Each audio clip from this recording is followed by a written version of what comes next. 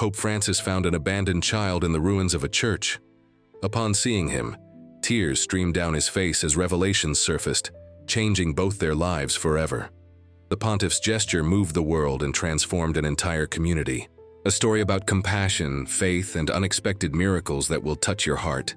Subscribe, leave your like, and comment on where you're watching this emotional journey of love from. The sun slowly rose over the dry hills of Pleasantville, painting the sky with shades of amber and gold. As the first rays of light danced on the adobe walls of the simple houses that made up that village forgotten by time, a rooster crowed in the distance, announcing not only dawn but also a day that would be eternally etched in the memory of those suffering and resilient people. A day that would forever change the destiny of an entire community. Pleasantville was like so many other villages scattered across the arid countryside.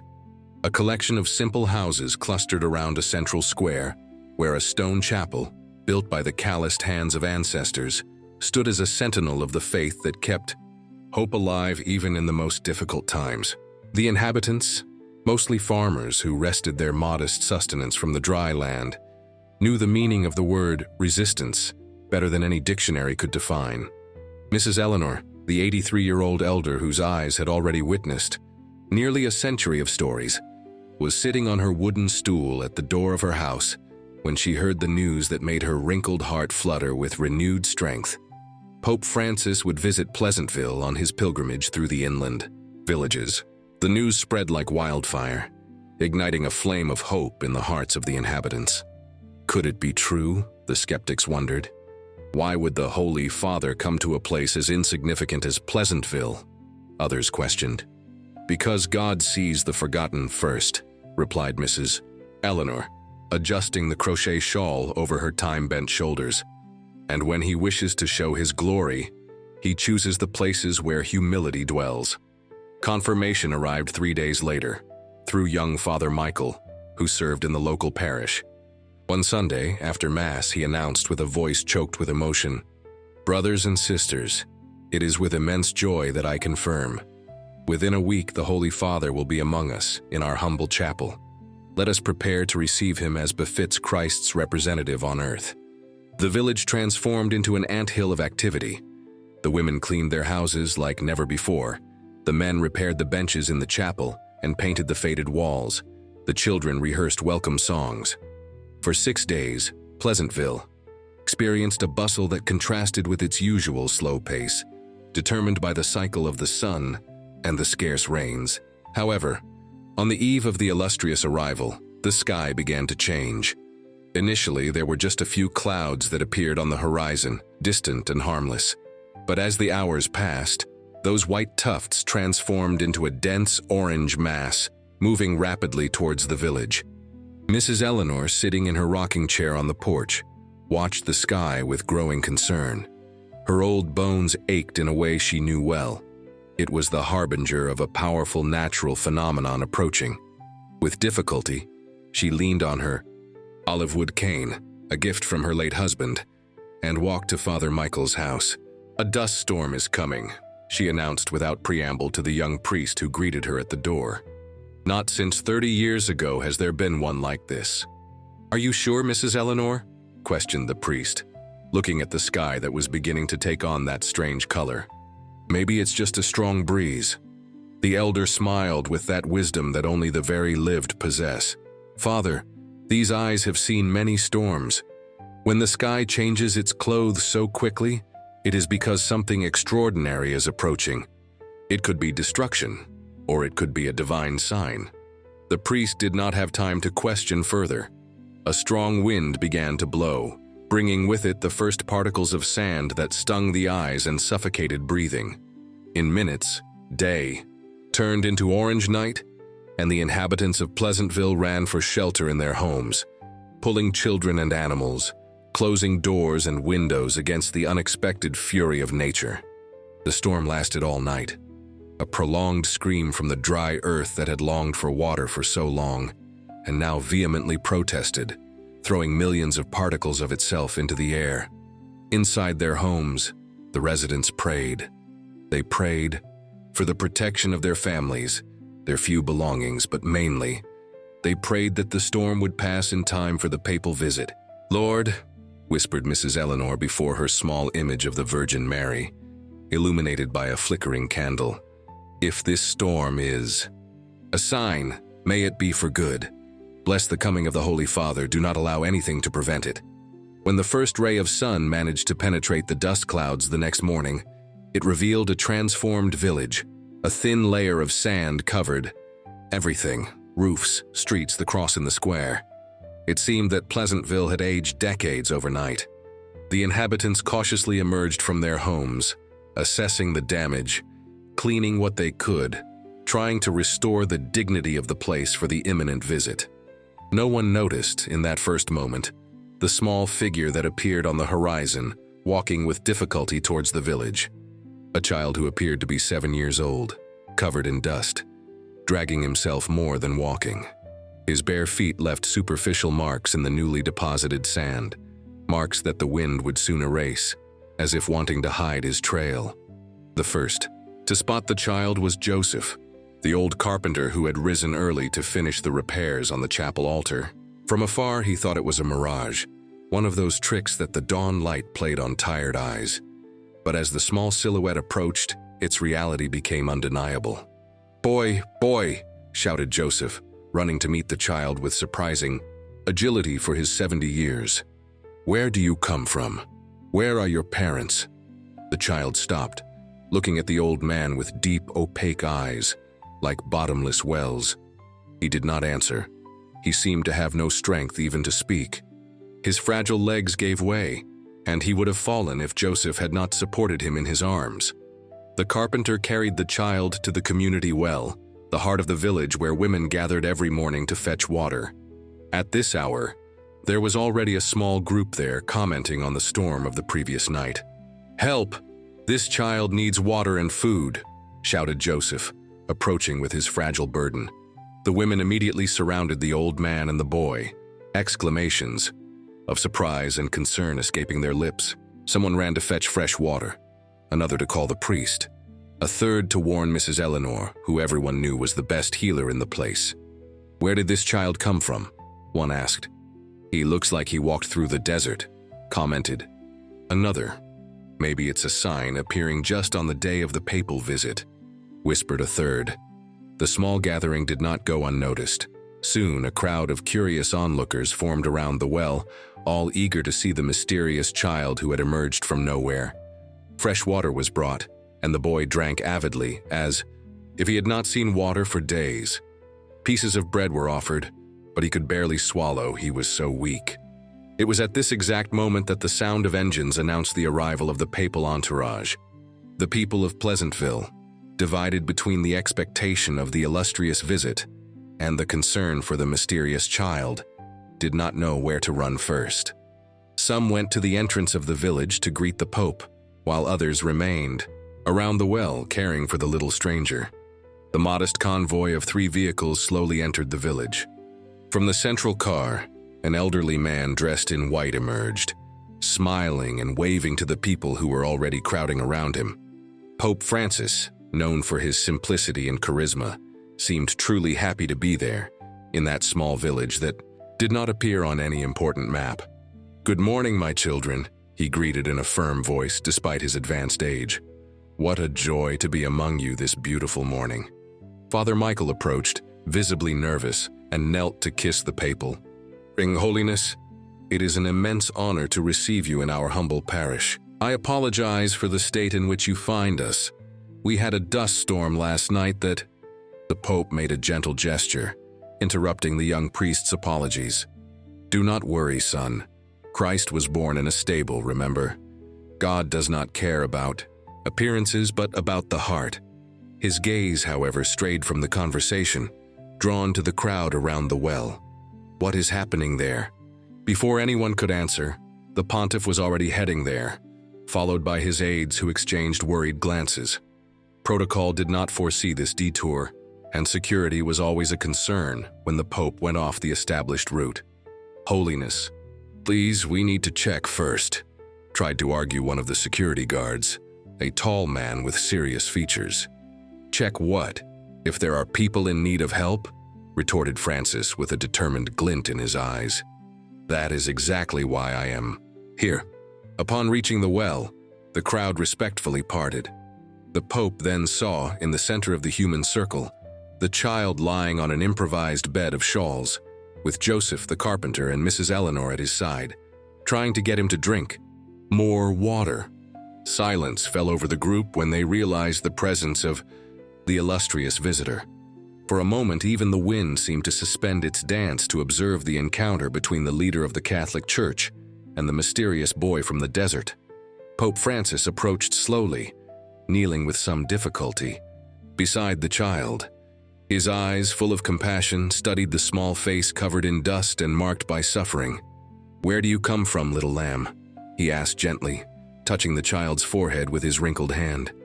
The boy opened his eyes, those deep eyes that seemed to contain the wisdom of ancient eras, and fixed them on the Pope's. For an instant, something passed between them, a silent communication that no one else could understand.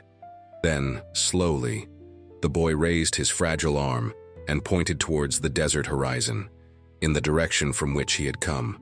"He does not speak," explained Mrs. Eleanor. "We found him like this, walking alone after the storm." The Pope nodded without taking his eyes off the child.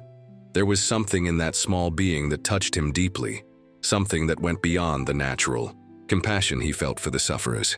It was as if that meeting was predestined, as if both had been guided there by a greater force. "What is the plan now, Holiness?" asked one of the aides, nervously consulting his watch. "We have Mass at 10, then lunch with local authorities, and we need to leave at 2 for the next appointment." Francis remained silent for a few moments, as if listening to a voice that only he could hear.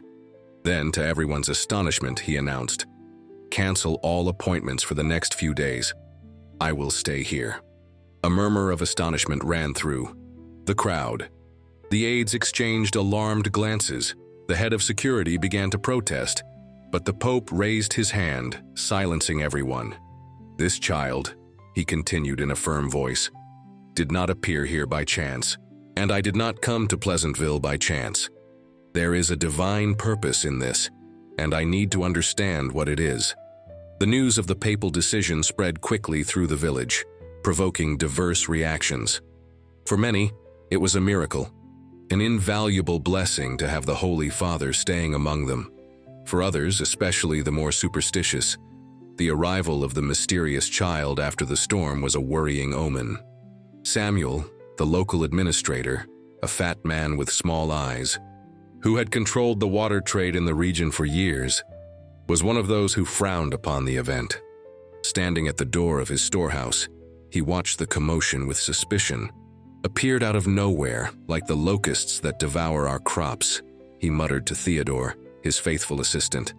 "This brat is going to bring trouble, mark my words." "Do you really think so, Mr. Samuel?" questioned Theodore, a thin, middle-aged man who had never learned to think for himself. "He just seems like a harmless child."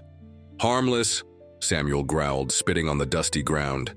"Nothing that comes from the desert is harmless, and now the Pope has decided to stay. This is going to attract attention to Pleasantville, attention we don't need." What Samuel feared, in fact, was that outside eyes would discover how he exploited the farmers, charging exorbitant prices for the water he controlled, using his influence to keep everyone dependent on him. Pleasantville was his little private kingdom, and he did not want interference. The Pope, oblivious to these earthly concerns, settled in the modest house of Joseph, the carpenter, refusing offers of more comfortable accommodations. "Christ chose the company of a carpenter," he explained with a smile. "I am just following his example." The child was taken to the same house, where Mrs. Eleanor took charge of cleaning him, dressing him in clean clothes donated by the residents, and feeding him chicken soup, a universal remedy for all ills according to popular wisdom.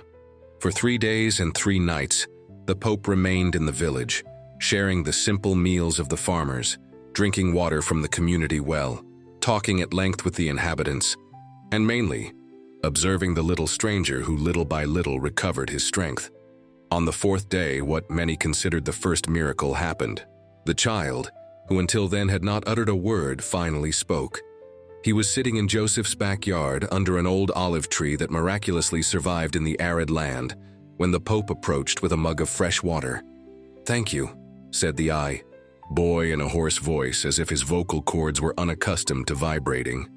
Francis smiled, sitting down beside him on the rustic bench. "So you can speak, little one. What is your name?" "Daniel," replied the child after a moment of hesitation, as if rescuing his own identity from the sands of oblivion. "Daniel," repeated the Pope, nodding. "A beautiful name, of a courageous prophet. Do you know where you come from, Daniel? Where are your parents?" The boy's face contracted in an expression of pain that seemed too great for his small frame to bear. Tears began to run down his still pale cheeks, carving clean furrows in the dust that stubbornly accumulated on his skin. "My village is gone," he managed to say between sobs. "The water stopped coming. The plants died, then the animals, then people started to leave." Francis wrapped his arm around the boy's fragile shoulders in an attempt to comfort him. "And your parents, Daniel? Did they leave too?" Daniel shook his head, tears now flowing freely. "They were old, too weak for the journey. They said that I should continue. They left me near the dry well. They said I should walk east, until I found water." His voice failed, broken by emotion. "I promised I would send help when I found it, but I don't know if they are still alive." The Pope's heart tightened at that simple and devastating account. It was not just the story of a child. It was the story of entire communities being destroyed by drought, by neglect, by exploitation.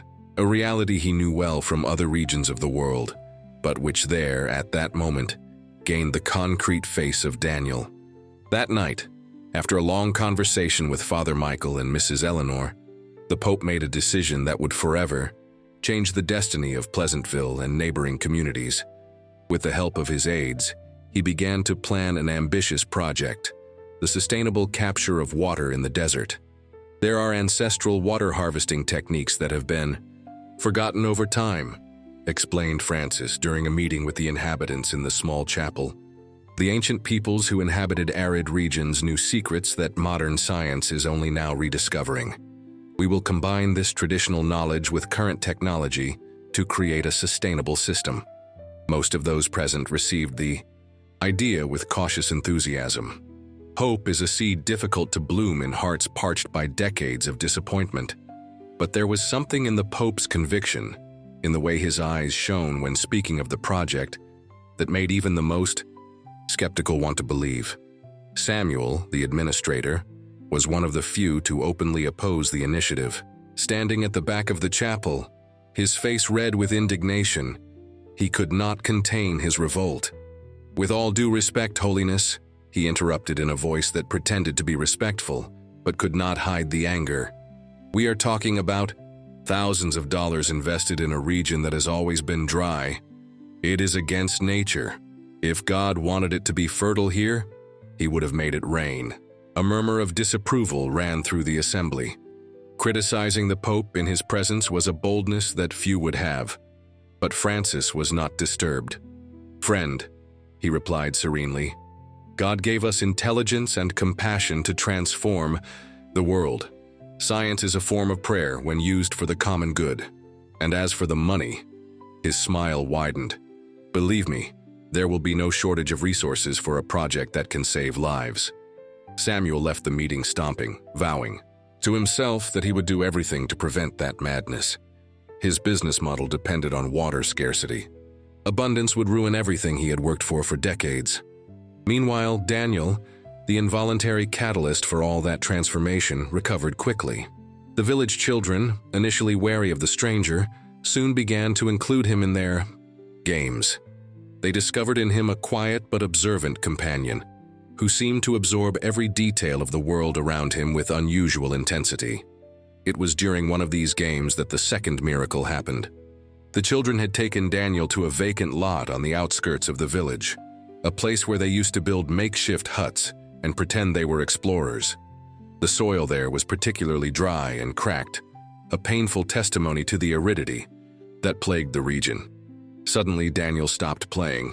Barefoot as he was, he stood still, his feet firmly planted on the ground, his eyes closed as if listening to something that no one else could hear. "What is it, Daniel?" asked Mary, a girl with long braids who had become his closest friend. "Water," murmured Daniel without opening his eyes. "There's water down here, a lot of water." The other children laughed, thinking it was part of the game. But Mary, more sensitive than the others, noticed something different in her friend's expression. "How do you know?" she questioned, approaching. Daniel opened his eyes, and there was in them a certainty that did not belong to a 7-year-old child.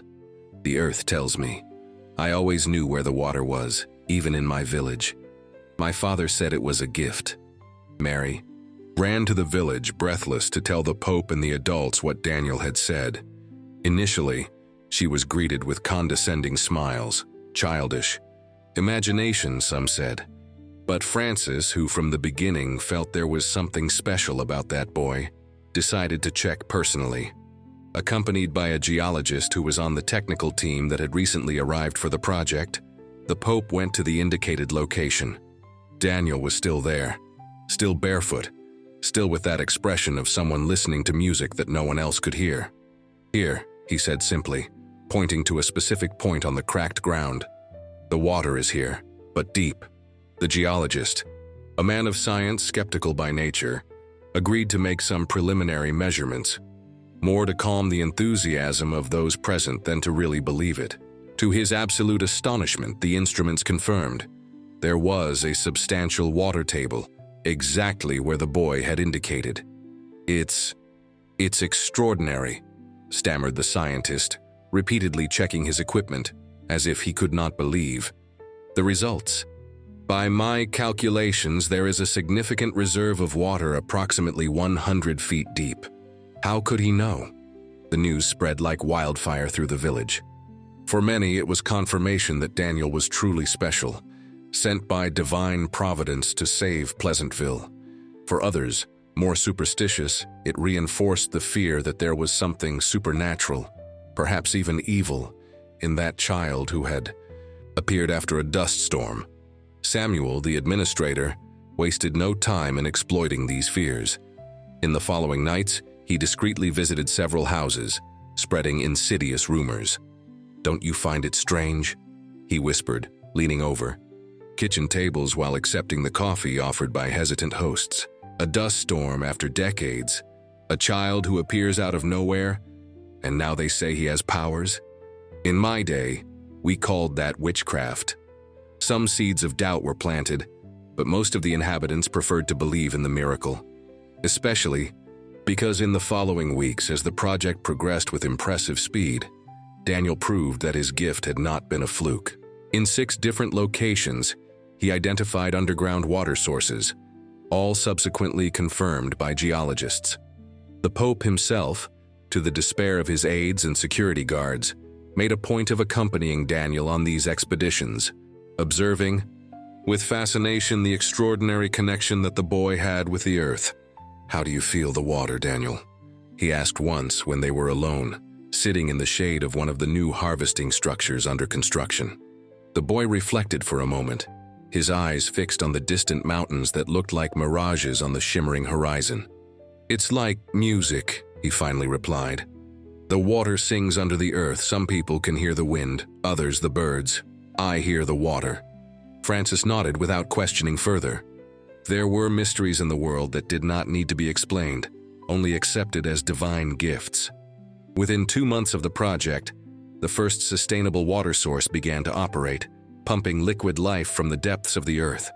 It was a hybrid system, combining ancestral atmospheric moisture harvesting techniques with modern solar technology. The inhabitants of Pleasantville gathered around the structure, watching with almost religious admiration the crystalline water that gushed from the newly installed pipe. "It seems like a miracle," commented Joseph, the old carpenter, tears streaming down his wrinkled face. "I never thought I would live to see something like this." "It is science and faith working together," replied Francis, who remained in the village, personally supervising the project, despite the commitments he had set aside. "One without the other is incomplete." Samuel, the administrator, watched the scene from afar, his face contorted into a mask of resentment.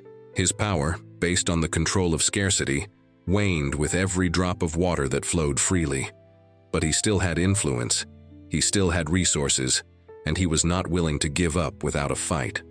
The next morning, the inhabitants of Pleasantville woke up to find graffiti on the walls of the chapel and on the new harvesting structures. Cursed water, the demon boy brings death, and other messages of similar content. Simultaneously, rumors began to circulate that the water from the new sources caused diseases, that it was contaminated with toxic minerals, that it would cause children to be born deformed. Groundless stories, but which spread rapidly through the fragile social fabric of a community, historically marked by fear and superstition. Some more impressionable inhabitants began to avoid the new sources, preferring to continue paying the exorbitant prices charged by Samuel for water from his private well. The administrator smiled slyly, pleased with the effect of his defamatory campaign. The confrontation that everyone felt was brewing finally happened on a hot afternoon, in the main square of Pleasantville. Samuel, encouraged by the apparent success of his tactics, decided to publicly confront the project. He stood near the community well, surrounded by some allies, and began to loudly speak out against the dangerous changes that were being imposed on the village. "They are playing with forces they do not understand," he vociferated, gesturing dramatically.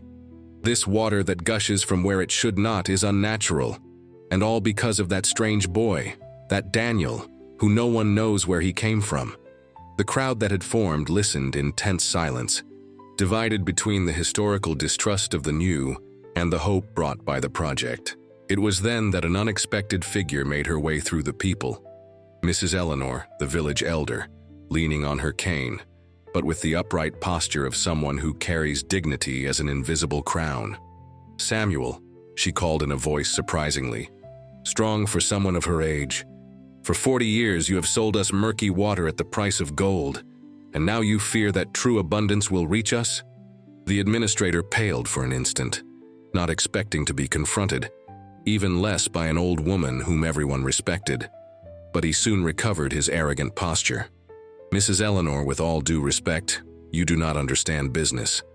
I have always charged a fair price for the work of keeping the well running, of ensuring that everyone had the minimum." "The minimum," interrupted the elder with a dry laugh. "The minimum for us to survive, not to live. The minimum for us to continue depending on your self-serving generosity." Her eyes shone with a strength that seemed to emanate from time immemorial. "I was here before you were born, Samuel. I saw this land when it was still green, before the greed of men turned it into a desert. And now that God in His infinite mercy sends us a chance for redemption, you want to prevent it for fear of losing your profits?" A murmur of approval ran through the crowd.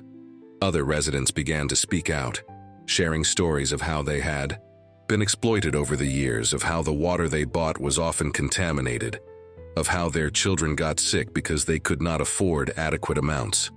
Cornered, Samuel resorted to his last card. "And the boy? This Daniel? Does anyone really know who he is, where he came from? How can he find water where professional geologists cannot? It is not natural, I tell you. There is something wrong with this child. There is something extraordinary about him," corrected a serene voice. Pope Francis had arrived in the square, attracted by the commotion. Beside him was Daniel, small and fragile, but with a dignity that emanated from his deep eyes. "But there is nothing wrong. God often chooses the most unlikely to manifest His glory." Silence fell over the square. However desperate he was, not even Samuel would dare to directly challenge the Pope. With his face red with humiliation and anger, the administrator walked away with heavy steps, vowing revenge in his hardened heart. In the days that followed, the project continued to advance rapidly. More water sources were established, not only in Pleasantville, but also in neighboring villages. The news began to spread beyond the region, attracting the attention of journalists, researchers, and curious onlookers. A reporter from a small local newspaper, Rose Miller, was the first to publish a substantial article about what she called The Miracle of Pleasantville. Her article, moving and well documented, described the transformation of the village, the Pope's role, and the extraordinary story of Daniel, the boy who listens to the water sing. Within days, international media outlets reproduced the story. Pleasantville, which until then had not appeared on any map, suddenly became the center of global attention.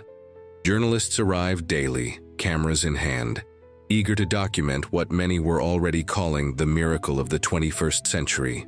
Pope Francis, aware that his prolonged presence was becoming a distraction and that his duties called him elsewhere, prepared to leave. But before, he wanted to ensure that the project would continue, and especially, he wanted to secure Daniel's future. The solution came unexpectedly. Mary, the girl with long braids who had become Daniel's inseparable friend, timidly approached the Pope after Sunday Mass. "Holiness," she said with the direct simplicity of children, "Daniel can stay with my family. My mom already said yes. We have space and he can share a room with my brother." Francis smiled, touched by the spontaneous generosity.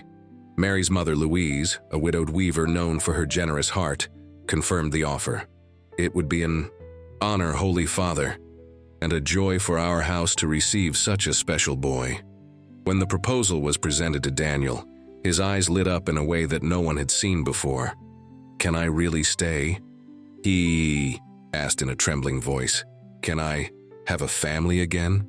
"Yes," replied Francis, embracing him tenderly, "and not just a family, but an entire community."